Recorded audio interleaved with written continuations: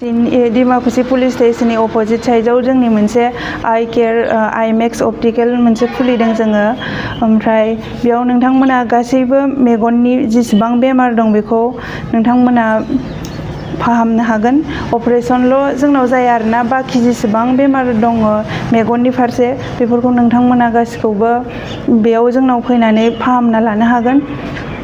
आरो जोंनाव पावारनि ससमाबो मोनगोन। जों जोङो मेगनखौ बेमारखौ नायनाय जायो आरोना मेसिनजों। आरो लेन्सफोराथ' गोबां रोखोमनि दं, नोंथांमोननि चइसजोंसो बेफोरो जायो मा लेन्सखौ लायो। ओमफ्राय फ्रेमफोराबो नोंथांमोननि चइसजोंसो जागोन मा फ्रेम लायो, फ्रेम लेन्स बेफोरखौ नोंथांमोना चइस खालामनांगोन आरो। ओमफ्राय मेडिसिनखौथ' जों दायो लाथ'नाय जायाखै, जोंनाव दा मेडिसिना गैया, जोङो रिफार खालामो फार्मासियाव लानायनि थाखाय। ओमफ्राय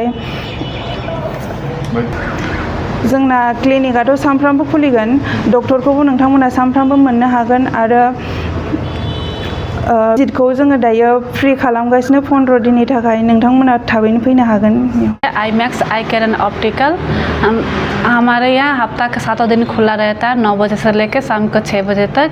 हमारे यहाँ पे आँखों का चेकअप होता है, जिसमें प्रोसीजर होता है कि आँख से पानी निकालना हम लोग वो भी देखते हैं, आँख में कुछ गया वो निकलते, इन्फेक्शन वगैरह हम लोग ट्रीट करते हैं, आँखों का पावर का नंबर भी देते हैं। हाँ जी, 7 दिन रहता है, हफ्ता का 7 दिन 9 AM to 6 PM। हाँ, अगर आप हमारे पास आना चाहते हैं तो आप डिमाकुसि पुलिस स्टेशन का जस्ट अपोजिट साइड में हमारा क्लिनिक है, Imax eye care and optical. आप लोग का स्क्रीन में नंबर मिलेगा, इस नंबर में आप लोग कांटेक्ट कर सकते हैं हम लोगों को।